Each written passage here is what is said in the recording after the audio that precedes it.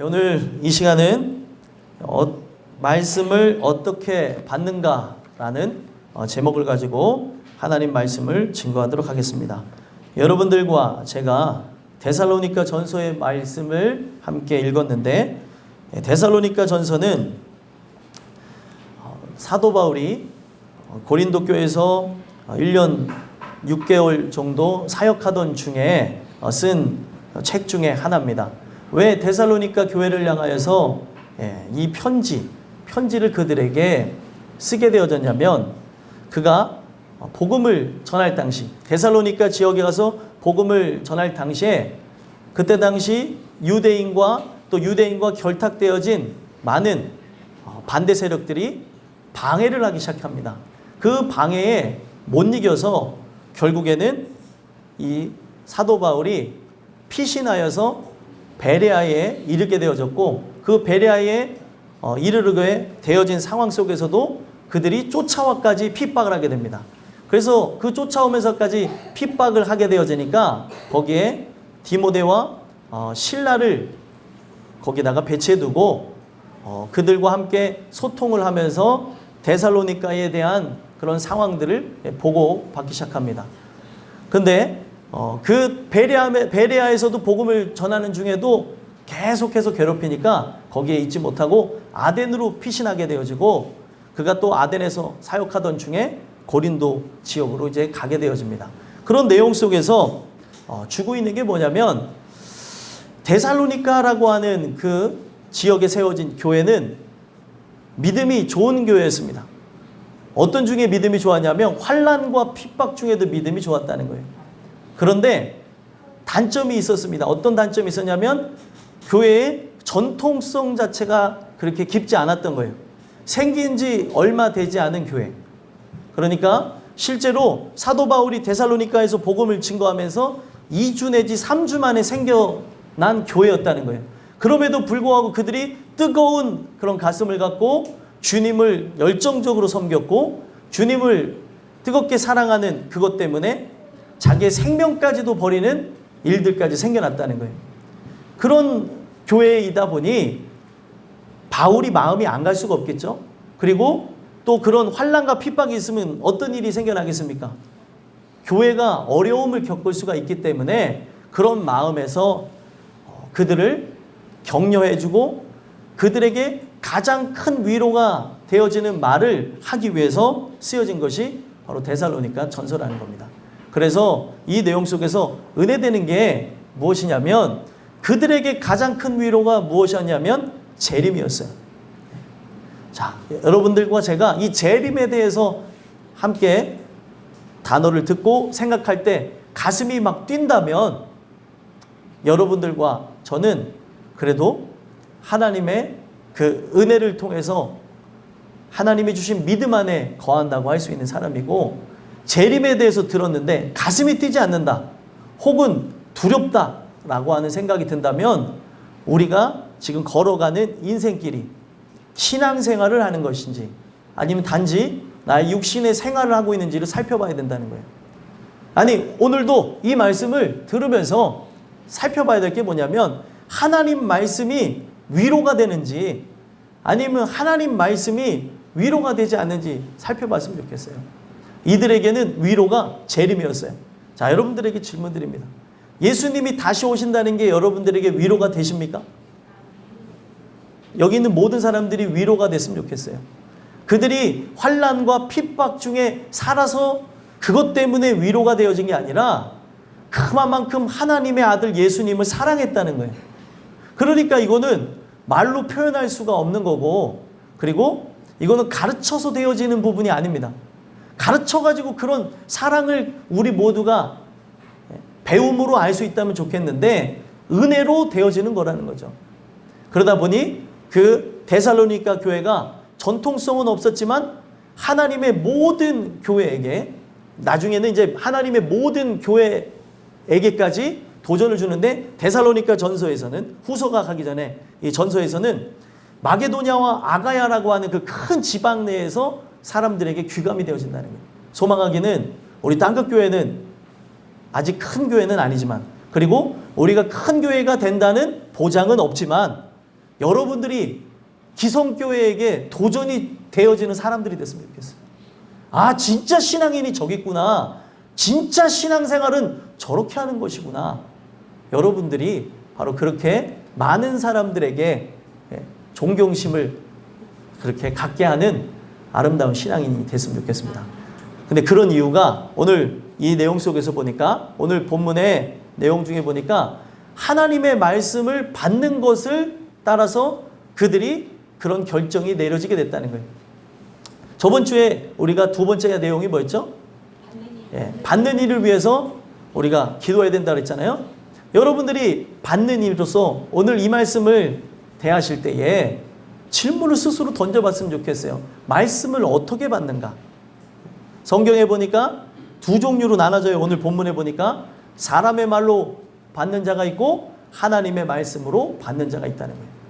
여러분들과 제가 하나님의 말씀으로 받는 그 은혜를 구하시는 것으로 하나님의 말씀으로 받은 자가 어떤 결과를 맞이하는지 오늘 본문을 통해 살펴보시고 그 은혜를 끝까지 간구하며 나가는 여러분들과 제가 되기 간절히 소망합니다. 그래서 말씀을 어떻게 받는가라는 말씀을 통하여서 여러분들에게 두 가지 말씀을 드리고자 하는데, 첫 번째로 말씀을 하나님의 말씀으로 받으면 믿음의 변화가 생긴다는 거예요.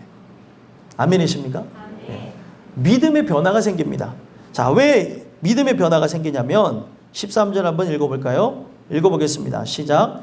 이러므로 우리가 하나님께 끊임없이 감사함은 너희가 우리에게 들은 바 하나님의 말씀을 받을 때에 사람의 말로 받지 아니하고 하나님의 말씀으로 받음이니 진실로 그러하도다. 이 말씀이 또한 너희 믿는 자 가운데서 역사하느니라. 아멘. 지금 바울이 들었다는 겁니다. 뭘 들었어요?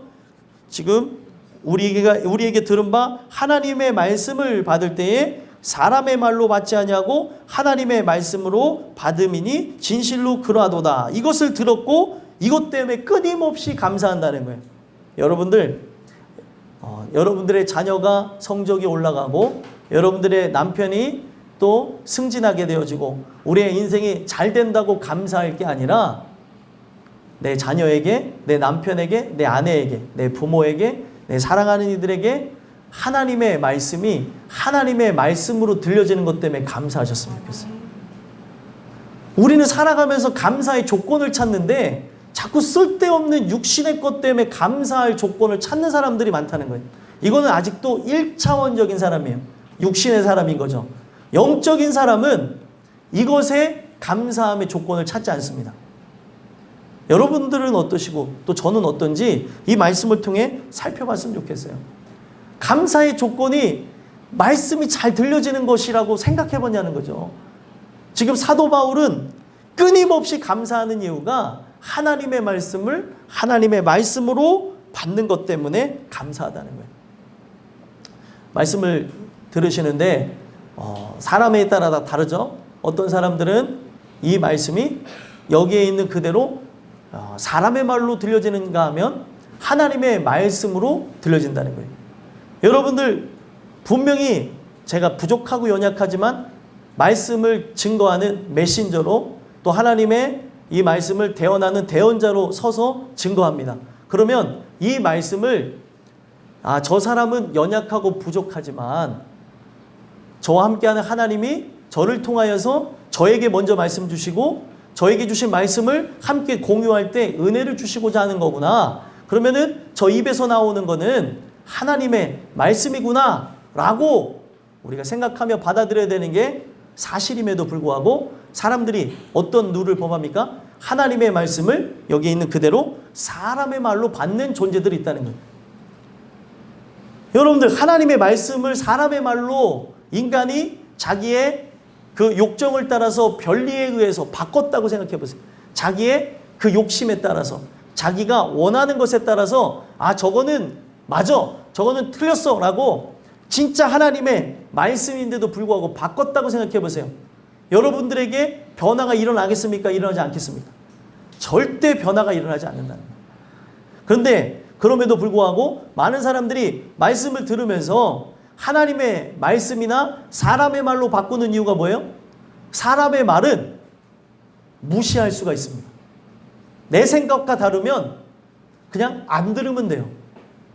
오늘도 우리가 하나님의 말씀을 듣지만 하나님의 이 말씀을 한 귀로 듣고 한 귀로 흘리는 사람이 있는가 하면 무시하는 사람이 존재할 수 있어요. 사람의 말로 치부하면 흘려버릴 수도 있고 사람의 말로 치부해버리면 무시할 수도 있다는 거예요. 도대체 나에게 어떤 내용의 말씀을 주시는가라고 살펴봐야 된다는 거죠. 이게 나의 삶의 살고 죽음이 결정되어지는 바라는 거예요. 왜 제가 끊임없이 이 말씀을 가지고 여러분들에게 들려지길 소망하고 하겠습니까? 이 말씀이 들려져야 어떤 일이 생겨나죠? 믿음이 생겨나는 거예요. 그런데 이것을 말씀으로 받아야 믿음이 생겨나지 말씀으로 받지 않는데 믿음으로 생겨날 일이 있냐는 거죠. 절대로 일어나지 않습니다. 그래서 예배 전에도 받는 일을 위해서 왜 기도를 해야 되냐면, 내 자신을 위해서 왜 기도해야 되냐면, 또 우리 회중들을 위해서 왜 기도해야 되냐면 사람의 말로 들리지 않도록 해달라고 기도해야 된다는 거죠. 불특정 다수에게 하나님 말씀이 증거됩니다. 우리 모두에게 증거되어지는 거예요. 근데 이 말씀이 들려질 때 어떤 일이 일어나냐면 나에게 또 이 찔리는 말씀이 들려질 때가 있고 나의 허물을 드러내는 말씀이 있을 때가 있고 나의 어둠을 드러내는 말씀이 존재할 때가 있다는 거예요. 그럴 때 사람이 나타나는 게 어떻게 합니까? 부인해버립니다. 아, 이 얘기는 내 얘기가 아니야. 이건 나하고 상관이 없어. 그리고 그 이야기에 그렇게 부인하는 사람이 있는가 하면 또 어떤 사람들은 어떻게 합니까? 하나님 말씀으로 받아들이지 않으면서 분노하는 거예요. 아니, 왜 내 얘기를 하지? 야, 여러분들이 이런 생각을 가질 수 있어요. 왜 설교 시간에 내 얘기를 하지? 아니, 하나님이 여러분들의 이야기를 하시지 또 제 얘기를 하시지 누구 얘기를 하겠습니까? 우리의 죄인됨을 밝혀주시고 우리로 하여금 깨어지고 부서지라고 말씀하시지 누구를 향해서 말씀하겠냐는 거예요. 근데 사람들은 이 말씀을 분명히 우리 모든 회중에게 주고 있음에도 불구하고 마귀가 역사할 때에 감정만 남게 만들어 놓는다는 거예요. 아, 어서 듣고 얘기하나 보다. 나들으라고 하는 얘기인가 보다. 아니, 진짜 여러분들이 그렇게 혹 오해하면서 생각하는 그대로 나들으라고 하는 거라고 한다면 듣고 변화 받으셔야죠. 근데 나들으라고 한다고 하면서 기분만 나빠하고 감정만 가지고 가니 이게 무슨 역사가 일어나냐는 거예요. 하나님이 나의 이런 문제를 밝혀줘가지고 변화가 일어나라고 저 종을 통하여서 얘기를 했다고 하면 오히려 감사해야 되는 부분이라는 거죠. 야, 우리 교인들이 예배 이제 다 채워서 드리면 한 50명 정도가 주일날 다 이렇게 채워서 드릴 수 있는데 50명 중에 나에게 하나님이 나를 사랑하셔서 나 들으라고 이런 얘기를 주셨구나. 하나님 감사합니다. 나 부족해서, 나 연약해서, 나 깨지라고, 나 변화받으라고 주셨네요. 근데 하나님 말씀을 듣는데 아프긴 합니다. 이것으로 내가 아파만 하지 않게 하시고 변화밖에 없어서 기도해야 될 거 아니에요. 근데 사람들이 감정만 남는 거예요. 아, 사람의 말, 목사가 어서 듣고 얘기하나 보다. 여러분들, 이거는 중요한 게 아니에요. 그리고 듣고 여러분들이 얘기하는 게 맞을 수도 있고 듣고 얘기 안 할 수도 있는 겁니다. 하나님이 직접 역사해서 그렇게 할 수가 있다는 거죠. 지금까지 10년의 역사를 오면서 듣고 얘기해서 사람들이 이거 들어서 얘기했다고 하는 것보다 듣지 않고 얘기한 게 훨씬 더 정확하다는 거예요. 하나님이 필요해서 그런 예화나 그런 일들을 주는 거고 제가 살아가면서 제가 눈을 갖고 있잖아요. 또 귀를 갖고 있잖아요. 저에게 감각이 있잖아요. 이거를 토대로 하면서 경험되어진 것, 삶에 부서졌던 것, 실패했던 걸 갖고 나누는 겁니다. 그래서 철저하게 이 이야기는 저에게 주셨던 말씀이에요. 근데 저에게 주셨던 이 말씀이 하나님의 말씀이기 때문에 이거를 공개할 때 모든 사람들의 심령 골수를 찔러 쪼개기까지 한다는 거죠. 그러면은 이 내용을 들을 때 아, 하나님의 말씀이구나 라고 생각을 하며 받아야 되는데 자꾸 이 말씀을 거른다는 거예요. 아, 이거는 맞고 이거는 틀렸고 아, 이거는 조금 저 말이나 어법이나 이런 부분이 문제가 있구나. 사람이 스피커로서 역할을 할 때 제가 저번 주에도 말씀을 드렸지만 컨디션이라는 게 있고 또 이런 부분들이 존재할 수 있습니다. 근데 오늘 우리가 진짜 하나님의 말씀으로 받기 위해서 나온 거기 때문에 우리가 가져야 되는 또 하나의 문화 가운데에 있는 거는 미리 내려와서 준비하고 또 미리 오라고 하는 이유가 있어요. 왜 그렇습니까? 하나님의 말씀을 말씀으로 받기 위해 기도하자는 거예요. 그리고 그런 차원에서 찬양도 하는 거고 그런 차원에서 기도도 하는 겁니다. 그렇게 기도하고 우리가 함께 이 말씀을 받는다면 변화가 일어난다는 거죠. 근데 여러분들, 제가 여러분들에게 이 말씀을 드리면서 함께 살펴봐야 되는 게 뭐냐면 내가 마음을 바꿔야지, 내가 한번 잘 들어야지라고 해서 내가 한 번은 잘 들을 수 있을런지 모르겠는데 또 그것이 지식적으로 잘 들어올 수 있을런지 모르겠는데 하나님이 여러분들의 생각과 마음을 바꾸지 않으면 바뀌어질 수가 없다는 거예요. 그래서 기도하자는 거죠. 하나님의 말씀으로 들려질 수 있도록 도와주세요. 내 생각을 바꿔주세요. 사람이 보이지 않게 하시고 하나님의 말씀이 들려지게 해주세요. 그걸 놓고 기도해야 된다는 겁니다. 그걸 놓고 기도하지 않게 되어지면 오늘 우리에게는 믿음의 변화가 일어날 수가 없다는 거예요.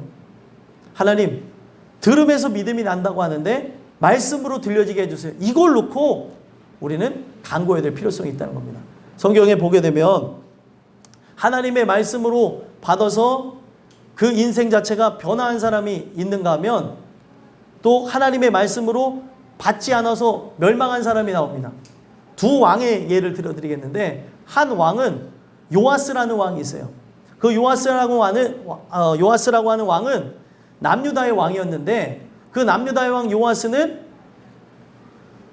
그의 할머니 아달랴라고 하는 악한 여왕에 의해서 사실 죽었어야 되는데 그의 고모부 그리고 그의 고모가 되어지는 바로 여호야다와 그리고 여호세바라고 하는 두 인물에 의해서 아달랴의 딸이고 그리고 아달랴의 사위입니다. 그 둘에 의해서 보호를 받고 사는 장면이 나와요. 다 죽었어요. 그러니까 그 요아스의 아버지가 왕이었는데 그 젊은 왕이 일찍 죽게 되어지면서 그의 어머니가 욕심을 가지면서 손주들을 다 죽여버린 거예요. 그래서 다 죽였다고 생각했는데 그의 고모부와 고모를 통해서 한 조카 하나만 살렸던 거예요. 그 와중 속에서.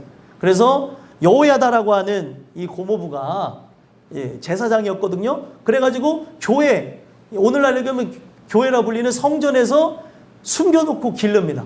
그러면서 말씀으로 기른다고 길렀어요.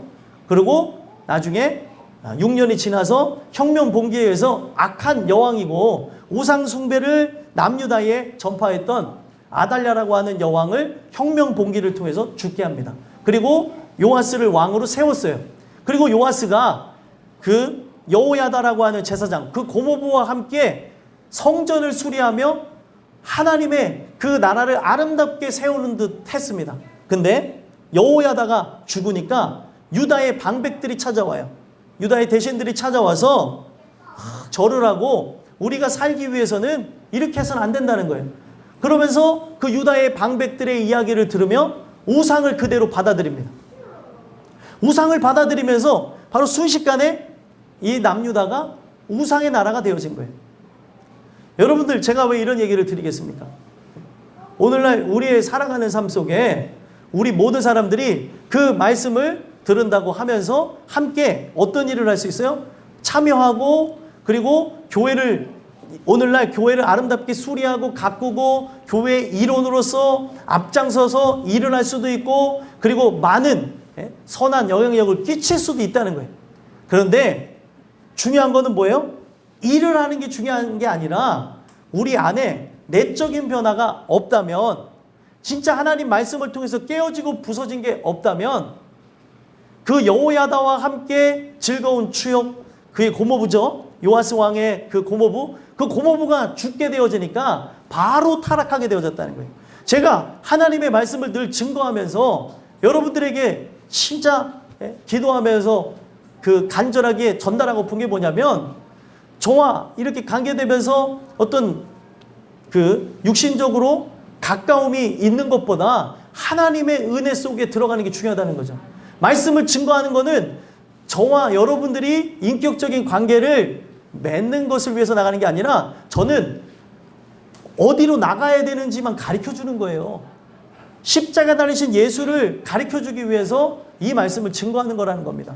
그래서 증거하는데 저하고만 인격적인 관계를 맺고 나갔다고 한다면, 뭐 예를 들면 오래전부터 함께 교제했던 청년들이 진짜 인격적으로 주님을 만나지 않았다고 한다면, 뭐 제가 예를 들어서 일찍 하나님의 부르심을 받던가 어떤 일이 생겨갖고 변화가 일어나게 되어진다면 바로 타락하게 된다는 거예요. 제가 그런 선례가 있었습니다. 너무 그런 부분이 안타까워서 그 예수님을 만나야 된다고 더욱더 그 부분을 강조하는 건데, 제가 첫 사역지에서 사역했던 거기에서 아이들하고 함께 이렇게 하면서 아이들하고 교사들하고 150명이 넘게 그 아동부가 그렇게 인원수가 되어졌던 적이 있었어요. 근데 제가 1년만 사역하고 나가게 되면서 그 아이들하고 유대관계가 있었는데 저하고만 유대관계가 있다 보니까 제가 거기를 떠나가니 그 아이들이 교회를 다 다니기를 포기했다는 거예요. 교회를 안 다니고 그렇게 나갔다는 거죠. 제 마음이 아직까지도 불편하고 아픈 그런 이야기 중에 하나인데, 똑같이 이 요아스가 그의 고모부하고만 인격적인 관계를 맺었던 거예요. 고모부와 함께하는, 바로 여호야다와 함께하는 하나님을 만났어야 되는데 그와 함께 인격적인 관계만 맺다 보니까 여호야다 제사장이 죽으니 바로 타락해버렸다는 거예요. 이거는 뭐예요? 실제 그 마음의 중심의 변화가 없었다고 하는 겁니다. 그래서 우상을 숭배하면서 우상의 나라를 만드는 것을 안타까워했던 여호야다의 아들이 스가랴라고 하는 선지자가 와서 당신 잘못했습니다. 하나님이 그 감동을 줘서 말씀을 가서 전달합니다. 그랬더니 어떻게 했습니까? 사람들과 모의를 꾀했고 돌로 쳐 죽였다는 거예요. 아니, 그 고모부로부터 자기는 구원을 받았고 육신적인 구원을 받았고 그 사랑을 받으면서 살았는데 그 고모부의 아들인데 친척인데 어떻게 돌로 쳐 죽일 수 있습니까? 사람이 그런 존재라는 거예요. 사람이 진짜 인격적으로 하나님을 만나지 않으면 바로 타락해버리고 그 사람에게 받은 은혜, 그 은혜는 누가 줬습니까? 하나님 통해서 받은 거 아니에요. 그것조차 잊어버리고 돌로 쳐 죽였다는 거예요. 그리고 결국에 요아스도 어떻게 됩니까? 그 하나님의 나라를 소망하는, 하나님의 거룩한 나라가 되기를 소망하는 그 사신들에 의해서 결국에 죽임을 당하게 되었다는 거예요. 여러분들과 제가 하나님의 말씀을 하나님의 말씀으로 받지 않게 되어지면 이와 같은 결과를 맞이할 수 있음을 보여주는 거예요. 또 다른 예로 성경에 보게 되면 다윗 왕이 나옵니다. 다윗 왕이 밧세바라고 하는 여인을 취하면서 그 여인을 취하기 위해 그의 남편 우리아를 전장에 보내서 간접 살인을 하게 됩니다. 그러니까 가장 전투가 치열한 곳에 보내서 죽게끔 만드는 거예요. 일부러, 고의적으로. 그러면서 그 여인과 동침하여서 잘못된 아이가 이제 들어서게 되는데 그 아이가 출산하기 직전까지 이제 배가 막 굴러왔을 거 아니에요? 그러기까지 자기의 죄에 대해서 전혀 깨닫지 못했던 게 다윗이었습니다. 여러분들, 이 배가 불러오는 게 뭐예요? 죄가 점점 관영하여서 이 죄악 자체를 눈앞에 출산하게 되는 것을 보여주고 있는 바였다는 거예요. 그럼에도 불구하고 다윗의 그 심정 속에 죄악이 들어가게 되니까, 죄는 어떤 거냐면 먹물 같은 건데 뚝 떨어지면은 먹물 한 방울이 물 자체를 검게 만드는 것처럼 생각 하나가 들어와서 마음과 영혼 자체를 다 잠식시켜 버렸다는 거예요. 그렇게 하나님을 사랑했던 다윗이 죄책감 없이 그냥 그대로 살았다는 거죠. 그러던 중에 나단 선지자를 하나님이 보냅니다. 그래서 나단 선지자가 가서 예화를 들어서 얘기해요. 사람이 그 정의감이 불타도록 하나님이 그 다윗을 만들었는데, 그래가지고 그 예화를 들어보니까 가난한 집에 딸처럼 키운 양이 있었는데 그 부자들을 대접하기 위해서, 많은 사람들을 대접하기 위해서 자기가 정말 부자임에도 불구하고 이 가난한 집에 그 딸처럼 키운 그 양을 잡아서 먹었다는 거예요. 부잣집이. 그러니까 이걸 들으면서 화가 난 거죠. 아니, 그 가난한 집에 그 양이 그렇게 귀중한데, 딸과 같이 그렇게 아름답게 키웠는데, 아니 부자임에도 불구하고 자기의 양을 잡지 않고 그 가난한 집에 그 딸처럼 키운 양을 잡았다고? 그놈이 누구냐고 하면서 막 역정을 내고 화를 냈더니 나단 선지자가 오늘날로 이제 바꿔서 얘기하면 나지막하게 딱 한마디 하는 거예요. 그게 바로 너야 임마. 왕입니다. 반말로 하지는 않았어요. 예를 들면 그렇다는 거죠. 그게 바로 너라고 하는 그 순간에 다윗이 충격을 받은 거예요. 그동안 뭐예요? 죄악이라고 하는 것이 생각 속에 들어와서 마음을 잠식하고 그의 영혼을 침투하게 되어져 버리니까 눈이 멀어버리고 귀가 멀어버리고 그 삶 속에 영적인 감각이 없어져 버린 거예요. 그러다가 말씀을 듣는 순간 쫙 하고 깨어나는 거죠. 네? 여러분들 말씀을 왜 듣냐면은 깨어나기 위해서 듣는 거예요. 근데 말씀을 듣는데 주무시는 분들 있죠. 주무시게 되는 거는 그걸 들으면 변화되게 하니까 육신적인 그런 현상들이 일어나는 겁니다. 조는 것 같고 뭐라고 안 한다니까. 자는 것 때문에 얘기하는 거예요. 자는 것 때문에. 근데 여러분들 이 말씀을 들으면은 우리가 지금 눈이 어두워졌고 귀가 어두워졌고 내가 뭔가 착각하며 속으며 살았다는 걸 깨닫게 하기 위해서 들려주는 거라는 거죠. 아, 다윗이 정신이 번쩍 나고 그러고 나서 보니까 지금 자기의 죄악으로 인해 출산할 때가 가까운 걸 본 거예요. 바세바의 배가 이만큼 불러왔다는 거죠.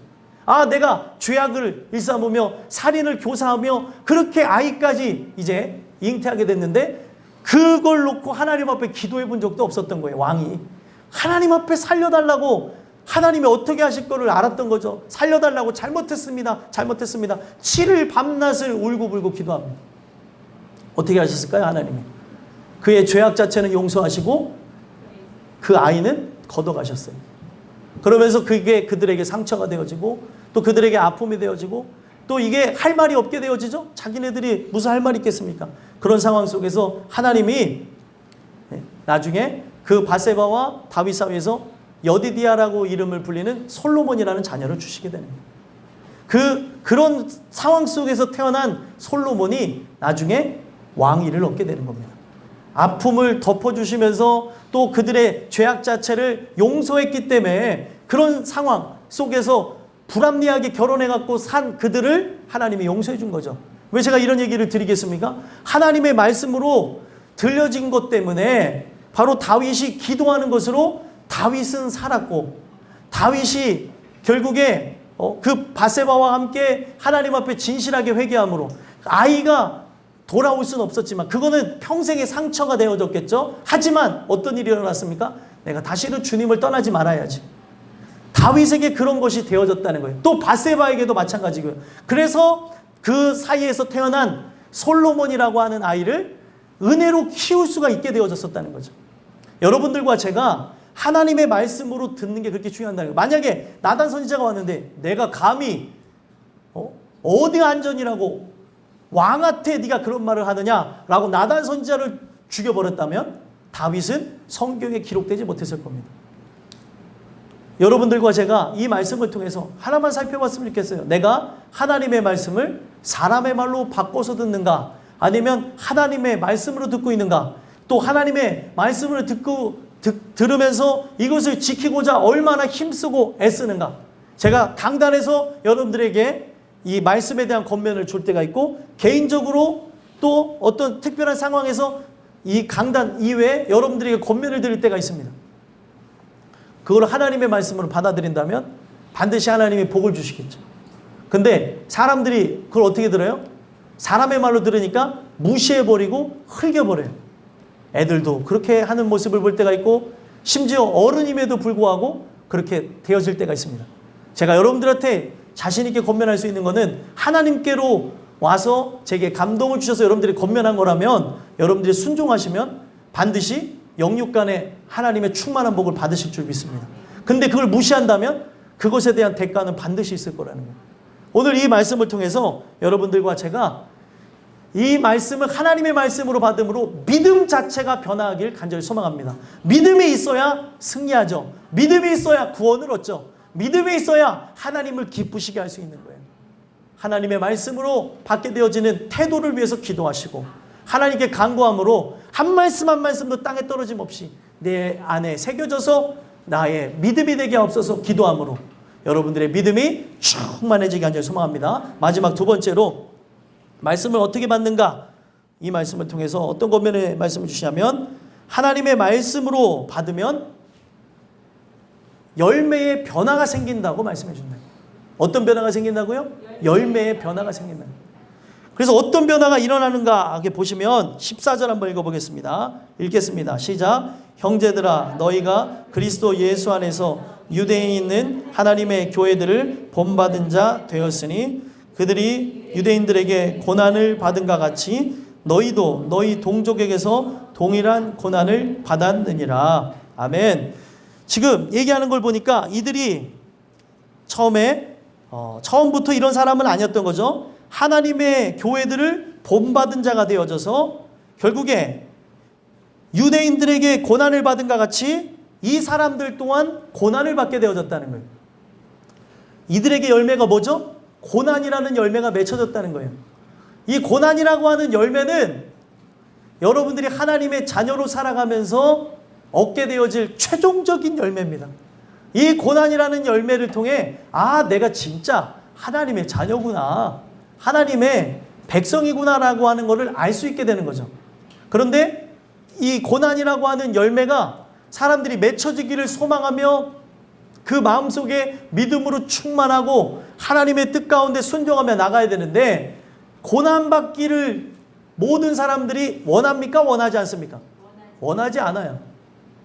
근데 여러분들 믿음이 충만했던 이들은 고난받기를 주저하지 않았습니다.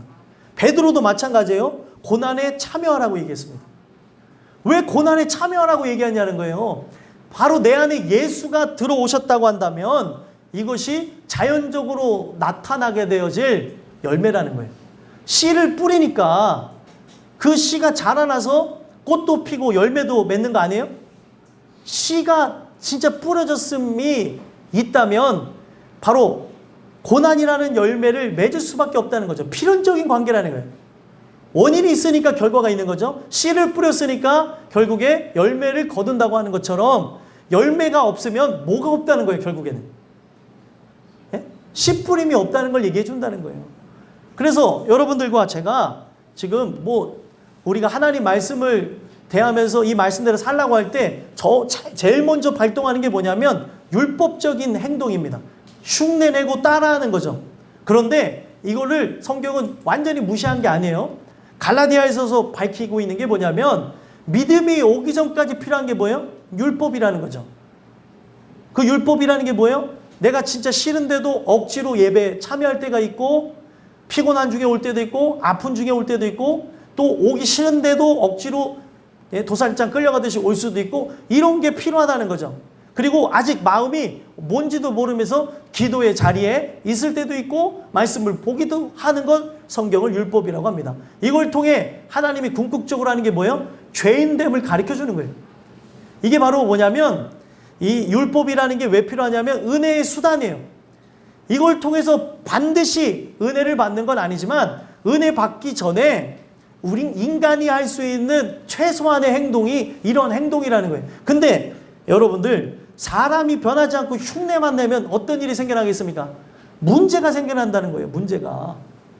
그래서 실제적인 변화를 위해서 강구하는 거죠. 이들이 마게도냐와 아가야에 있는 지방에 귀감이 되는 교회가 됐어요. 데살로니가 교회가. 근데 이것이 시초가 어디서 출발했어요? 14절에 보니까 형제들아 너희가 그리스도 예수 안에서 유대에 있는 하나님의 교회들을 본받은 자 되었으니 본받는 것에서부터 시작했다는 거예요. 본받는 게 뭘까요?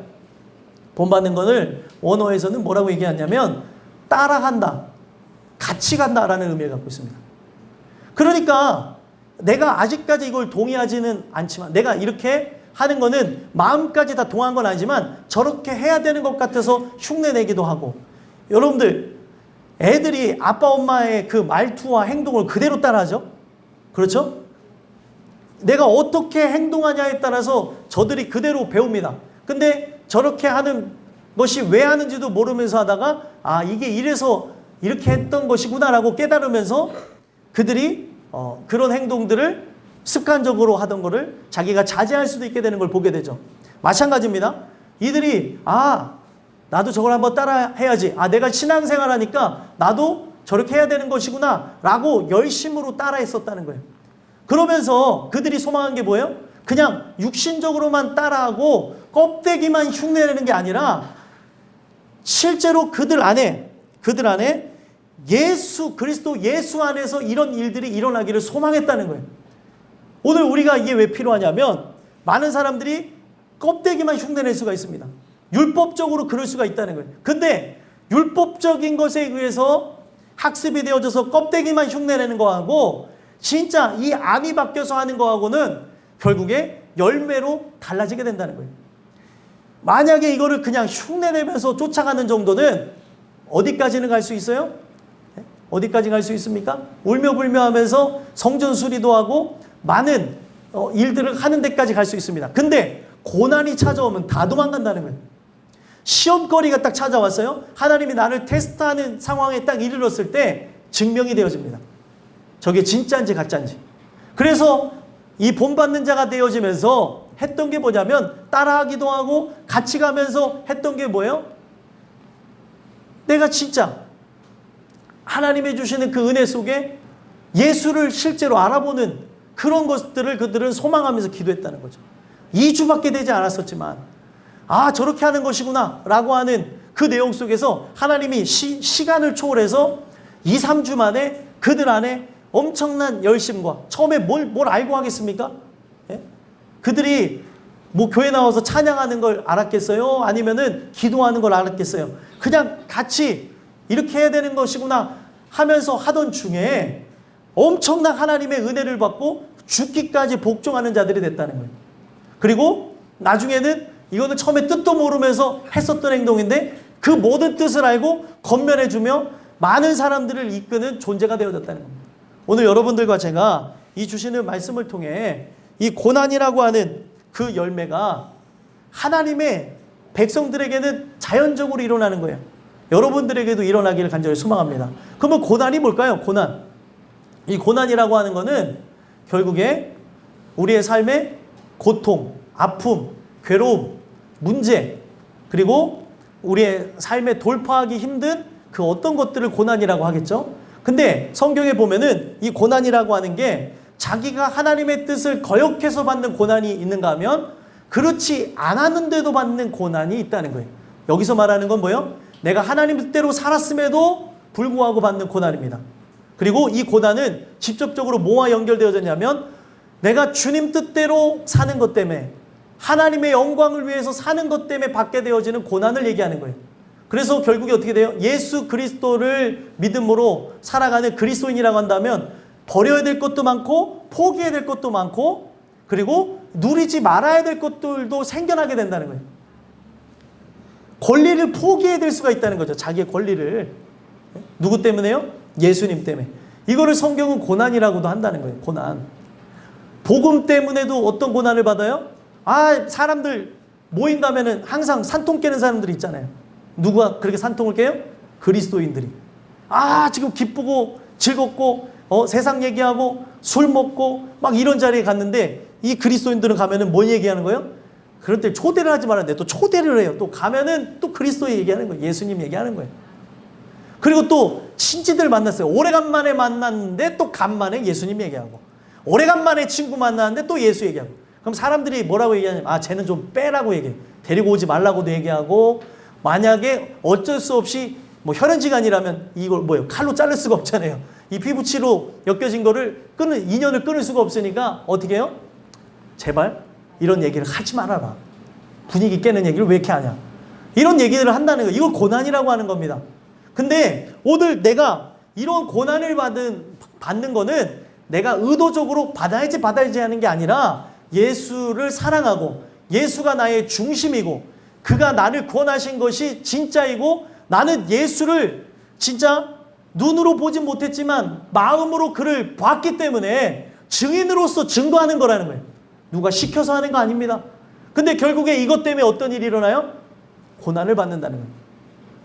여러분들 성경은 이 고난이라고 하는 거는 최종적으로 복받은 사람의 결과라고 얘기합니다. 우리가 잘 아는 산상수훈 중에 팔복 팔복에 관한 말씀이 마태복음 5장에 있어요. 거기에 보게 되면은 1부터 4는 바로 복받기 이전에 관한 이야기예요. 팔복을 얘기하고 있어서 8가지 복이라고 생각하는데 한 가지 복을 얘기합니다. 한 가지 복은 뭐예요? 예수라고 하는 복을 받았느냐는 거예요. 그래서 1부터 4는 예수라고 하는 복을 받기 이전의 이야기, 5부터 8은 예수라고 하는 복을 받고 난 이후의 모습이라는 거예요. 그래서 1부터 4를 보게 되면은 심령이 가난한 자, 애통한 자, 그리고 땅을 기업으로 받는 온유한 자, 그리고 의에 줄이고 목마른 자, 이게 바로 1부터 4까지 복받기 이전의 모습이라는 거예요. 잠깐만 설명드리면은 심령이 가난하다는 게 뭐예요? 심령이 가난하다는 건 그 어떤 것으로도 채울 수가 없다는 거예요. 그래서 결국에 이 마음의 이 공허함, 이 세상을 우리가 이 세상 저 우주, 저 넓은 세계를 보면서 대우주라고 한다면 대우주와 함께 내 심령도 소우주라고도 하는 거예요.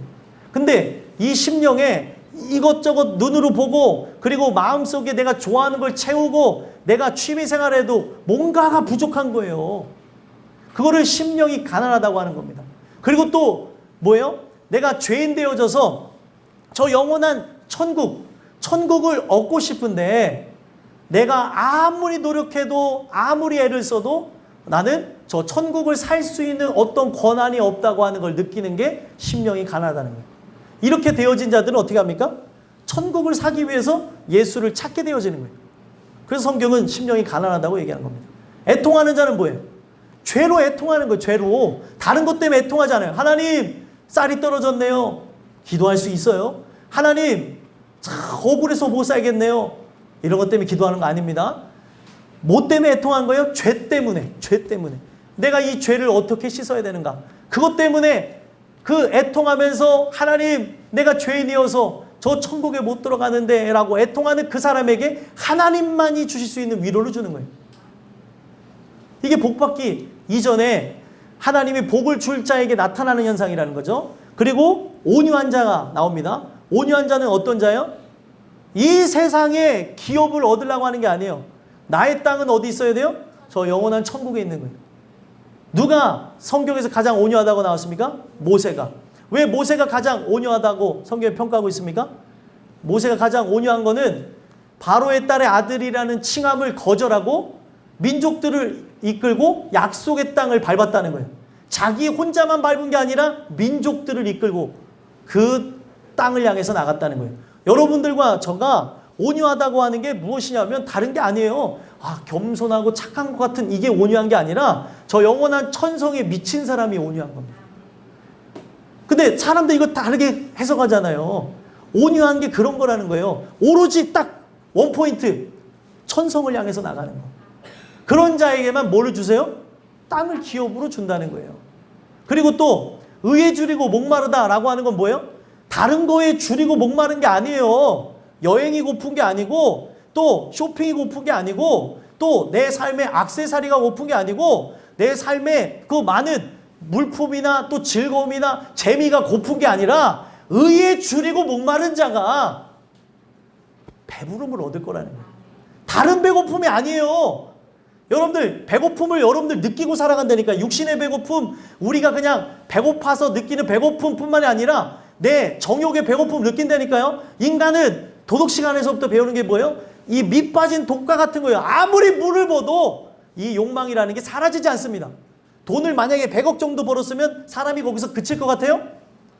아닙니다. 100억을 벌었으면 이걸 불려서 1000억도 만들어야 되고 1000억 벌었으면은 야 이제 우리는 저 대기업으로 발판을 마련해야 된다고 하면서 막 나가는 거라는 거예요. 사람들이. 사람은 그렇다는 거죠. 이 배고픔을 느끼는 겁니다. 언제까지요? 죽기 직전까지 계속 느끼는 거예요. 육신적인 배고픔이나 아니면 심령적인 이 배고픔을 느끼는 거죠. 근데 이 사람들이 나중에 하도 돈을 많이 벌고 하다 보면은 나중에 어떻게 해요? 이 사람들이 아무리 이거를 이제 막 벌고 하다 보니까 내 안에 이런 뭐라 해야 될까요? 도덕과 윤리적인 측면에서 괴로움을 느끼면서 기부에 동참하는 사람들이 있는데 그렇게 한다고 내가 예수를 만나지 않았는데 아무리 자기 전 재산 다 팔아서 한다 그래도 지옥 갑니다. 왜요? 의에 줄이고 목마르지 않기 때문에. 근데 그 사람들이 죽기 전에 왜 그런 행동을 하는지 아십니까? 간접적으로나마 하나님이 택한 자가 아니어도 그 좋은 나라에 대한 걸 소망한다는 거예요. 인생을 돌아다 보면서. 그게 의에 줄이고 목마른 거라는 걸 깨달은 사람은 예수께 나오는 거고, 그렇지 않은 사람은 자기의 방법으로서 이 배고픔을 그렇게 해결하는 거예요. 내가 그렇게 좋은 일을 선행을 하는 것으로.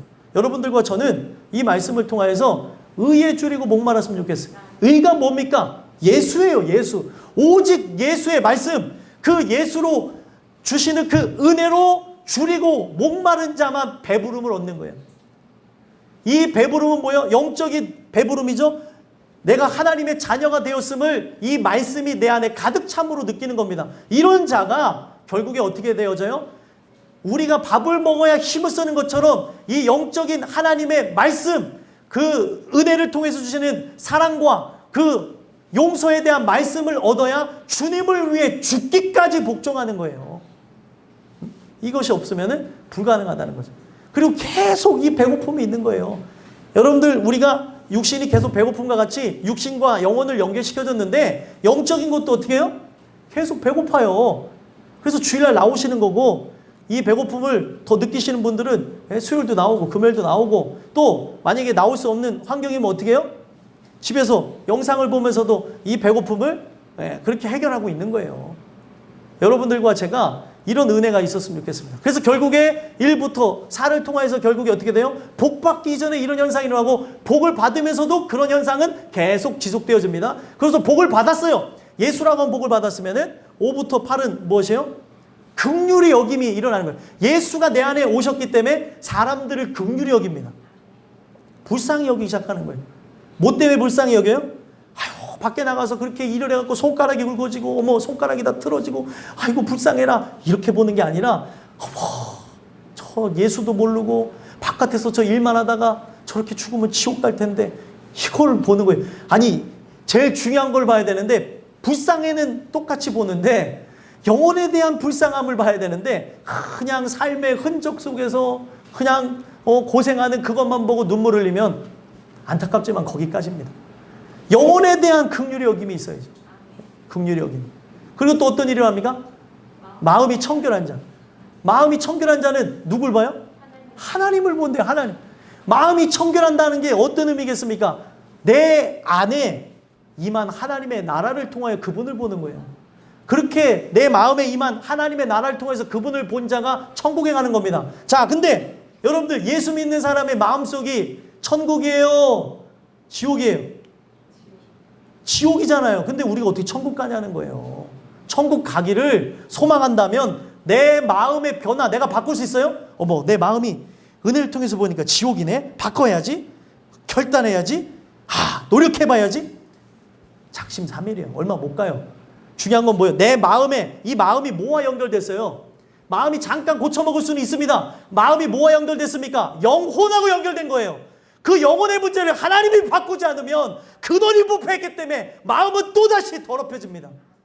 말짱 도루묵이라니까요. 독해가지고 얼마나 갈 수 있을는지 모르겠지만 마음이 변해야 된다는 거. 그 마음이 변화를 위해서 말씀을 들어야 된다고 하는데, 여러분들 얼마 못 간다니까요. 제 얘기가 거짓말인지 좀 뒤에 한번 이거를 날짜로 적어놓고 체크해 보세요. 내 마음이, 내 기쁨이, 내 갖고 있는 이 만족감이 며칠이나 가는가. 그래서 여러분들, 이게 세상이 종교가 뭔지 알아요? 계속 참아야 되니라 고쳐먹고 또 고쳐먹고, 뭐예요? 이 몽둥이로 탁 때리면서 내가 또 이 마음이 틀어졌네. 이렇게 해봐야 천국에 못 가요. 왜요? 근원이 안 바뀌었는데. 마음이 청결한 자를 뭘 볼 수 있다고요? 하나님을 볼 수 있어요. 이 마음의 창이 성경은 뭐라고 얘기하냐면 눈이라고 얘기하는 겁니다. 근데 그 눈 속에 예수가 없어요. 그 눈이 뭘 보냐에 따라 잔상이 맺히죠. 그렇죠. 결국에 내가 예수를 바라보고 있는 존재가 아니라면 나의 삶에 바라보는 것이, 그리고 내가 사랑하는 것이 하나님을 바라봐야 그 하나님을 바라보는 창인 내 눈에 잔상이 하나님이 보이겠죠.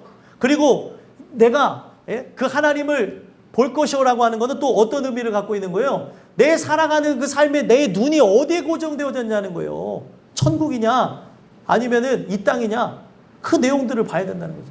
은혜 속에서 이런 부분들이 일어났으면 좋겠고요. 또 화평케 하는 자가 나오죠. 화평케 하는 자. 화평케 한 자는 복 있나니 하나님의 아들이라 이거. 왜 화평케 하는 자 하나님의 아들이에요? 예수가 그 안에 있다는 거예요. 예수가 우리를 화평케 하려고 십자가에 죽었잖아요. 화평케 한다는 것은 결국에 예수가 내 안에 오셔야지만 다 무너지고 깨어지고 부서진 자들을 싸매고 연결해주고 은혜 속에 나갈 수 있게 해준다는 거예요. 그래서 화평케 한다는 건 뭐냐면 예수의 영이 들어와서 우리라고 하는 육신을 죽이는 걸 얘기하는 겁니다. 그래서 나는 쇠해지고 그는 흥하게 되어지고 내 안에 예수께서 사시는 거예요. 이거를 사도 바울이 고백을 하는 거죠.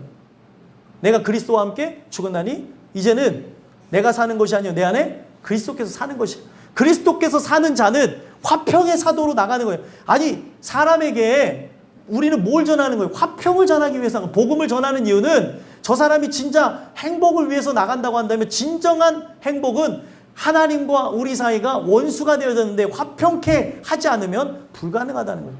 오늘 이 주시는 말씀을 통해 여러분들과 제가 화평케 하는 그런 복받은 증거가 있었으면 좋겠습니다. 그래서 화평케 하는 자로 복음을 증거하며 나가니까 마지막에 일어나는 게 뭐예요? 의를 위하여 박해를 받고 핍박을 받는 자는 하늘에서 상급이 크다고. 천국이 저희 것입니다. 결론이 나는 거예요. 시작에서부터 끝까지 예수라고 하는 복을 받았다고 한다면 복 받기 전에 이런 현상이 일어날 거고 복 받고 난 이후에는 예수가 내 안에 진짜 중심이 되어졌다고 한다면 그를 위하여서 핍박과 고난을 받기에 주저하지 않는다는 거예요. 히브리서 11장을 여러분들 많이 보셨죠?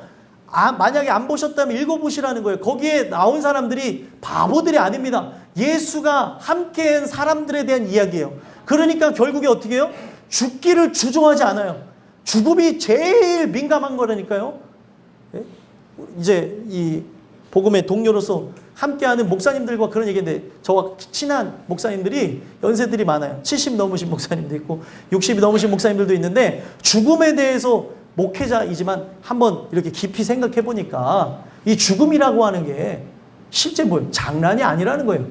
근데 이 죽음을 그를 위해서 바친다고 하는 거는 내가 죽는 것까지 두려워하지 않는다는 건 뭐예요? 내 안에 진짜 예수가 있어야지만 하나님에 대한 뜨거운 사랑 때문에 예수가 어떻게 하셨습니까? 자기 목숨을 버리신 거 아니에요? 그 자기의 목숨을 버리신 예수가 있어야 내 목숨을 버리면서 하나님의 영광을 위하여 그 그리스도의 사역을 연결해 나간다는 거예요. 그러면서 받게 되어질 고난이나 이런 일들, 또 이것 때문에 예수를 선택하며 나간 것 때문에 돈을 포기해야 될 때가 있고, 예수를 선택하며 나간 거기 때문에 내가 세상에서 명예를 포기하게 되기도 하고, 예수를 선택한 거기 때문에 결국에 뭐예요? 우리의 삶의 권세를 포기하는, 이게 고난이라고 하는 거예요. 근데 부모가 자녀를 가르칠 때 뭘 가르치시냐는 거예요. 또 우리가 부모한테 권면을 할 때 뭐를 위해서 나가냐는 거예요. 다 얘기 들어보면 돈 얘기예요. 다. 여러분들과 저는 우리가 돈 때문에 그렇게 살았다고 한다면 돈을 초월한 삶을 가르치셨으면 좋겠어요. 진짜 인생이 행복한 게 뭐냐는 거예요. 돈이 행복의 조건이 아닙니다. 진짜 행복은 예수가 내 안에 오셔야지 행복한 거예요. 근데 오늘날 많은 사람들이 그런 것을 위해서 살아가게 되어지는 걸 보죠. 뭐를 가르치기 싶습니까? 여러분들. 선택할 권한이 있는데 돈을 보고 쫓아갈 것이냐, 아니면은 선택의 권한이 있는데 말씀을 쫓아갈 것이냐, 그거는 옛날 얘기가 아니라 지금도 현재 진행형의 얘기라는 거예요. 고난이라고 하는 게 그냥 단순한 게 아니에요. 여러분들, 이런 걸 고난이라고 하는 거예요. 예수 때문에 가난하게 살 수도 있어야죠. 부자로도 살 수 있지만, 예수 때문에 이러한 수욕과 또 모욕과 고통과 괴로움 속에 살 수도 있는 겁니다. 제가 말씀드렸죠. 거지 나사로는 그때 당시에 그런 율법에 의해서 보게 되면 나사로, 거지가 생겨날 수가 없는데 거지가 생겨난 이유가 뭐냐는 거예요. 요한복음과 누가복음을 같이 해서 보게 되어지면 예수 때문에 거지가 됐다는 거예요. 천국을 진짜 볼 수 있다면 내가 예수를 믿는 것 때문에 출교를 당해가지고 매매를 못하고 사람들에게 손가락질 받고 그 성중 안에 거하지 못하고 저 성중 바깥에서 거한다 할지라도 성 밖에 뭐가 있습니까? 영문 밖에 십자가가 있습니다. 그래서 나가는 거예요. 그래서 그렇게 나가는 건데 오늘 나는 삶의 이런 부분 속에 주저주저하면서 나가는 부분들만 보고 있다는 거죠. 오늘 이 내용이 여러분들 안에 새겨지는 것으로 내가 말씀을 어떻게 받는가, 하나님의 말씀으로 만약에 받는다면 믿음의 변화가 있어야 되고 또 고난이라고 하는 그 열매를 받는 변화가 있어야 되는데 하나님 이런 역사 속에서 우리가 이 유대인과 같이 종교인들과 같이 되지 않게 하시고 은혜로 있게 해달라고 기도하셨으면 좋겠어요. 그래서 15절 16절을 보게 되면 이 사람들은 뭐예요? 그때 당시 함께 율법에 의해서 신앙생활 한다고 하나 종교인에 불과했던 사람들, 종교로 이 기독교를 택해서 믿는 사람은 그리스도 예수의 사람들을 핍박할 수밖에 없습니다. 영을 받지 않았기 때문에 그런 거예요. 오늘 여러분들과 제가 우리 안에 진짜 예수의 영이 함께하여 해주심으로 내 형제를 핍박하는 일이 없었으면 좋겠고 내 자매를 핍박하는 일이 없었으면 좋겠고 하나님의 그 진리 가운데 충만하게 되어짐으로 그분의 영광을 위해서 나의 모든 것까지 다 드릴 수 있는 은혜가 있었으면 좋겠습니다. 그래서 마귀가 하는 게 뭐예요? 교회 안에 가라지를 심겨놓는 거예요. 내가 지금 이 말씀을 통해서 보면 가라지와 같을 수도 있습니다. 그래서 말씀 붙잡고 기도하는 거예요. 아직 끝난 게 아니고 내 인생이 지금 계속 가고 있기 때문에 우리는 하나님의 그 고난 속에 하나님이 내린 결정을 모르잖아요. 나를 구원하시려고 부르셨는지 어떻게 했는지 모르잖아요. 근데 성경은 뭘 위해서 부르셨대요? 나를 거룩하게 하시려고 부르셨다는 거예요. 여러분들이 제가 가라지가 되기 위해서 부르신 게 아닙니다. 내가 이 말씀 속에서 하나님 이 이방인에게 말하여 구원받게 함을 그 마음으로 나갔던 유대인과 같이 되지 않게 하시고 또 사단의 하수인 노릇하는 세상 사람처럼 되지 않게 하시고 또 많은 이들처럼 되지 않게 하시고 진짜 은혜 속에서 하나님의 말씀을 받는 자녀가 되게 해달라고 기도하며 나가는 여러분들과 제가 되기를 간절히 소망합니다. 기도하겠습니다.